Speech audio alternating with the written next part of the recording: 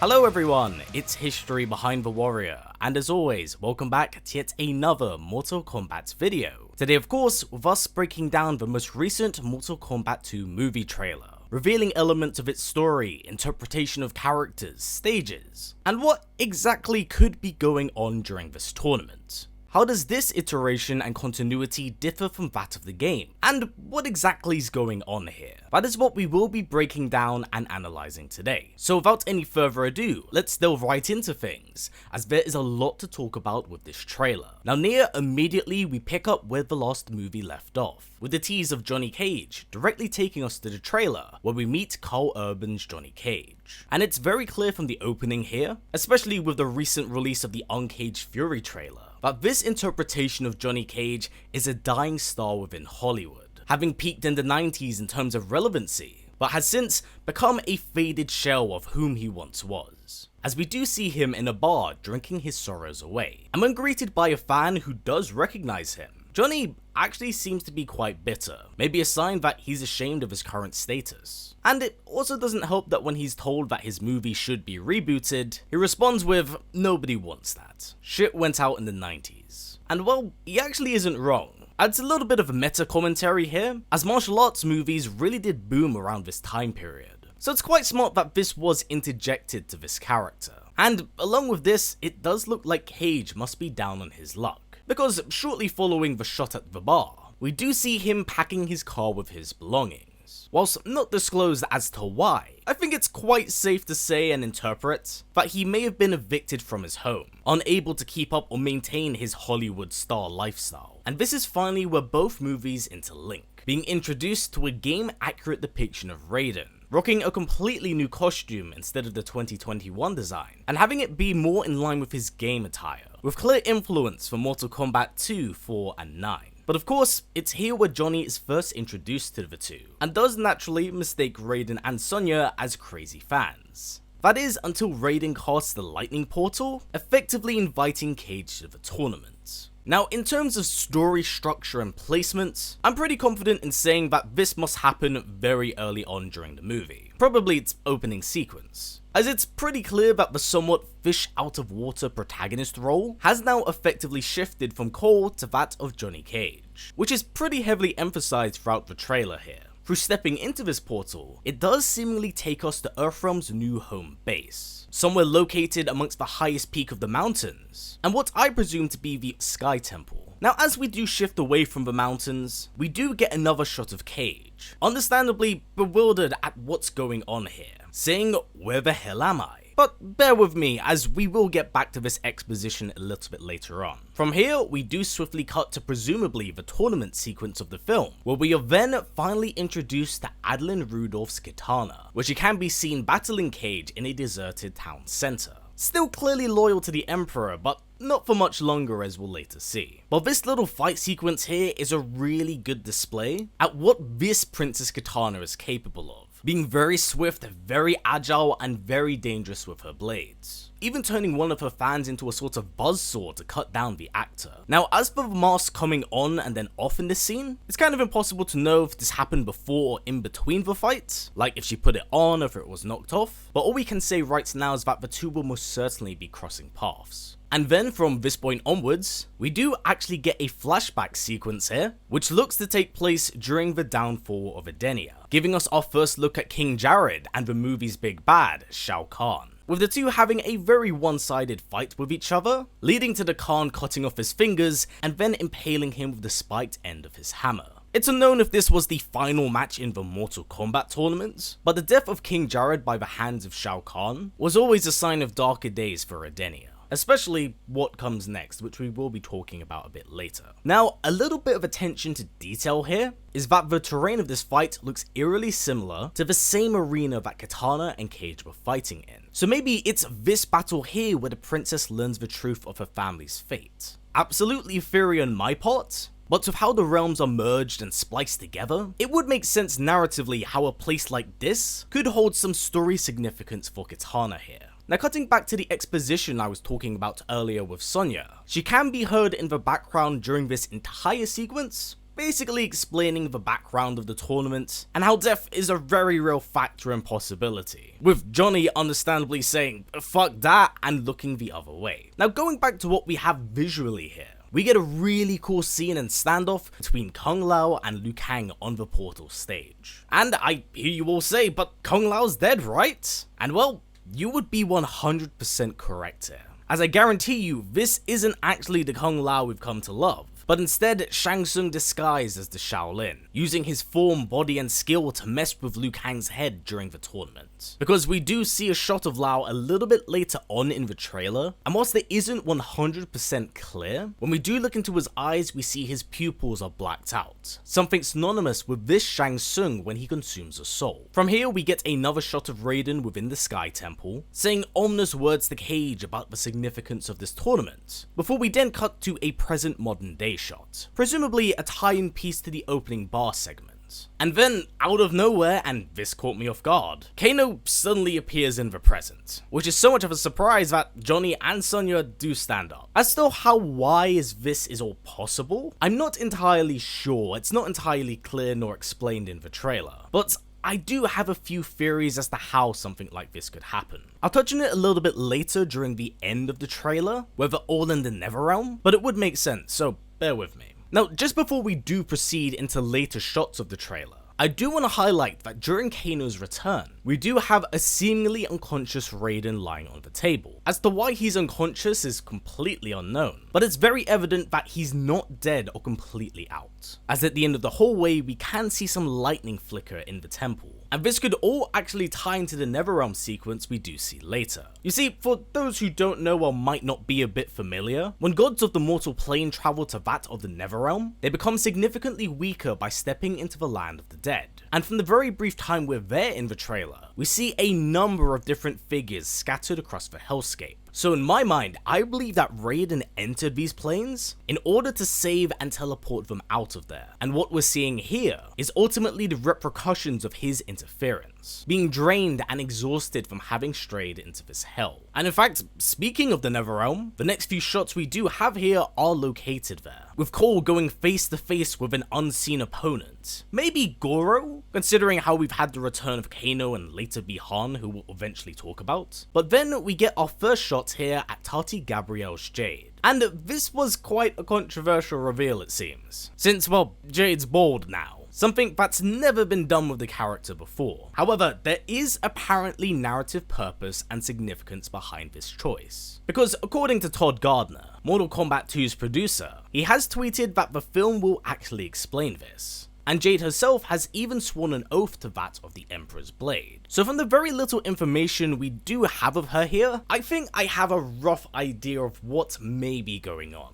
You see, when it comes to Edenians, they are known for like their femininity and beauty. It's a trait synonymous with the characters from that realm. And I think the purpose why Jade may be bald here is because in the Khan's mind, this is how he strips those people of their identity. To take what was infamous from them and rob them of it as well as their homes. To take that individuality and fashion them into weapons. Now, I could be looking into this like way too deep. But they have made it clear that this was a conscious decision. This wasn't done without purpose. So we will have to see as more information comes out over time. Now, as we do cut back to the trailer, we do get our first look at Jax here returning in all of his glory, later training alongside Liu Kang and Cole at the temple. But then we do get this very interesting fight sequence shot, where he's fighting what I believe to be an Emperor's Guard. Now originally I did actually believe this to be Jade, due to them rocking the green attire, but the lack of the glowing green stick as well as the different head tattoos do indicate that this must be someone else, further solidifying my theory of what Shao has actually done to the Edenian people. As for when or how this takes place, I'm not entirely sure as this is a random figure, so it may just be a jobber fight. But considering the architecture of the terrain, I believe this might be in the same area where Johnny does fight Kitana.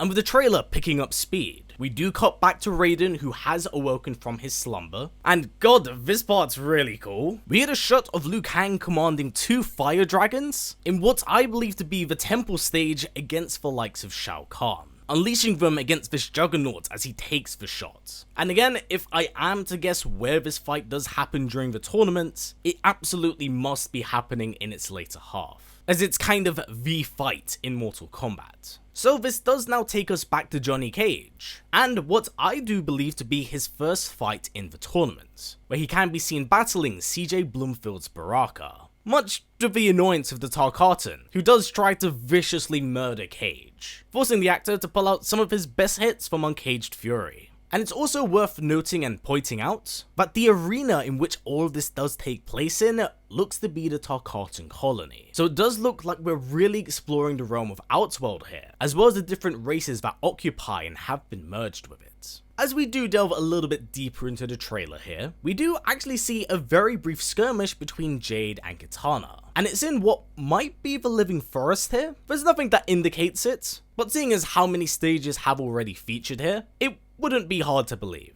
And whilst these two are fighting each other, from the friendly smile of Kitana and how she's utilizing her hairband to defend herself, I feel like it's quite safe to say that this is a sparring match between the two. Nothing quite so serious despite Jade's demeanor. So the Kitana betrayal does not happen at this point, and if anything, this scene here may be an introduction point to the character. But this here is what really caught my attention, as Jax mysteriously disappears and is teleported out of the blue, or out of the purple in this instance. Now, it did take me a while to kind of guess what was going on here or whom teleported him, with me originally believing it to be Noob Saibot, as purple is synonymous with the character, but I believe it's actually someone else. Someone not yet revealed, Quan Chi. Someone who has been indeed confirmed to be amongst the cast, but is yet to make an appearance. And it does make sense here, because for what reason would the Earthrealm heroes wind up in the Netherrealm, especially as they're fighters with Outworld? As for why this is done, well, I think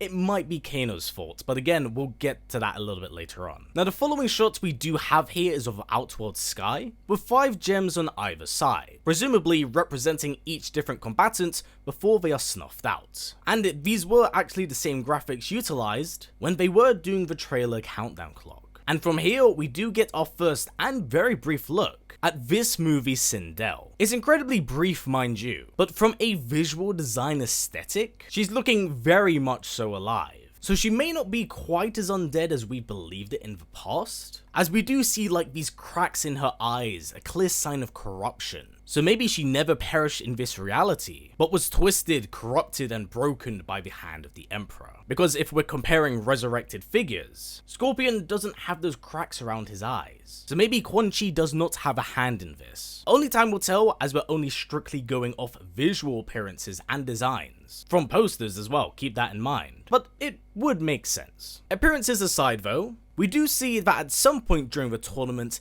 the Empress does go one-on-one with Sonya Blade, having it all take place at the bottom of the pit stage, where her scream can be seen repelling Sonya's ring shots. And you know what, speaking of Scorpion, we do actually see him here, but instead of him being in his Hell Spectre form, here he is human and what I believe to be a dream sequence of sorts, as he's also all of a sudden now speaking English. Now here is where I'm genuinely pretty invested, because he does say the following: "It is time to become the hero you were meant to be." And the reason why this has caught my attention is because I don't know if this was supposed to be purposely misleading, as we're clearly getting shots of Johnny Cage throughout the trailer, but in my mind, the only person here with a relation to Hanzo or could even see him in this way would be Cole. So maybe these are words that Cole needs to hear against his possible rematch against Goro, or maybe even Noob Saibot, as Cole himself is a character that is motivated by his family. So it does make sense. Now, as said exposition is going on, we do get a shot of Johnny Cage turning around in the Tarkatan colony, tying back into his fight with Baraka from earlier, and then we get an incredibly foreboding shot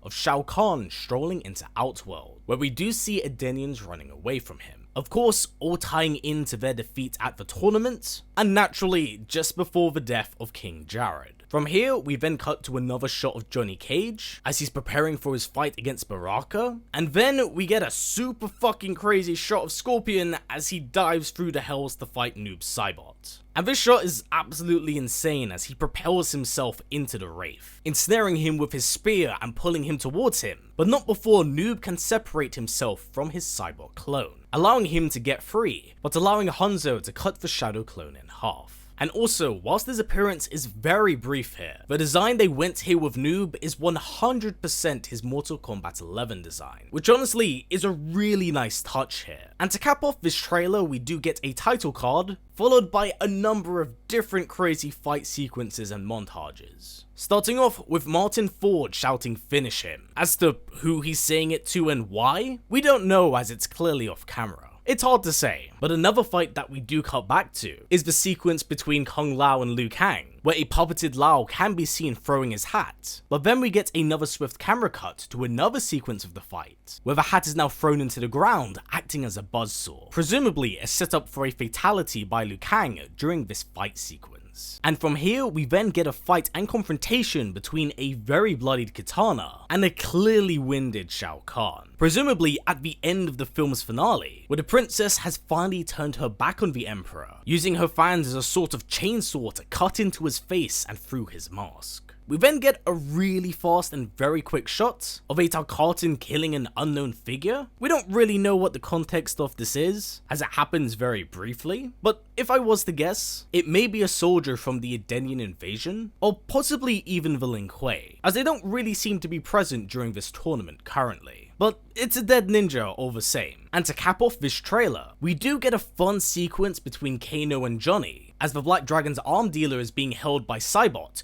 who looks to bring him back to the Hells, leading to a very funny sequence, where he comes to the realization that Johnny does not have any powers here. And whilst done for comedic effect, this actually could be a very fun nod to the fact that no one liked Arcana from the last movie. So this was something quite cute to include. Now, to lean into what I think may be going on with Kano here, I do have two ideas in mind. One, that he somehow managed to escape the depths of the Netherrealm, having cheated death and forced Quan Chi to chase after him, with the scummy Black Dragon seeking protection in the Earthrealm heroes, which then of course does lead to them being teleported to that of the Netherrealm. Hence why he's being bear hugged by Saibot, as he's looking to reclaim him for their master. And my second idea is that all of the heroes wind up in the Netherrealm anyway, due to an alliance that the Emperor does have with Quan Chi, leading to them being teleported out by Raiden, where Kano's then able to hitch a ride from the Netherrealm, taking him back to the mortal living present. So let's actually put things in chronological order here to decipher what exactly was going on in the trailer. So to start things off, we do have Edenia's fall, the death of King Jared, the enslavement of the Empress Sindel and Kitana, and then the destruction of the Edenian people, having them be stripped of their identity. From here, there is a time gap of course, which then introduces us to our Johnny Cage here, the washed up actor who's then recruited by Raiden and brought into the Order of Light. As this is going on, we'll probably be simultaneously introduced to Kitana, and what is going on with her and her family. What are the affairs that are going on here, and what has happened to Empress Sindel? Then of course we do get the training sequences we have seen, which then takes us on to the tournament itself, leading to 5 different combatants on each side, and then a montage of different fights that have been scattered throughout the trailer. And when the odds presumably fall out of Outworld's favour, this leads to them being teleported to that of the Netherrealm, putting them in the crosshairs of Quan Chi and Noob Saibot, leading to Raiden's interference and later taking him out of commission, with Kano then returning to that of the present. And then this does lead into the film's finale, and I think there are 3 outcomes here. It's either going to be Kitana vs Shao, Liu Kang vs Shao, or maybe even both at the same time. It's quite hard to say going off the bits of information, scenery, and story structure we do have here, but if I was to choose one of the 3, I do believe it to be Kitana vs Shao, as it feels like the most conclusive ending from what has been scattered throughout the trailer here. So with that said, this has been a rough skeleton of what I think is going on here. As for who's gonna die or be added to the body count, that's honestly absolutely anyone's guess at this point in time, as honestly I think they've done a really solid job of hiding who dies in the trailer here. But if I was to say and guess, one is Baraka, because it it's Baraka, right? I don't know what to tell you guys. Shang Tsung, because Liu Kang has to fight and battle Shao Kahn. Cole Young, because, well, the fan reception of Cole hasn't been fantastic, and he was a Studio OC character, unfortunately. And honestly, possibly even Liu Kang himself, because I know that going into this film, they went with a strong desire to put an emphasis on the fall of Edenia.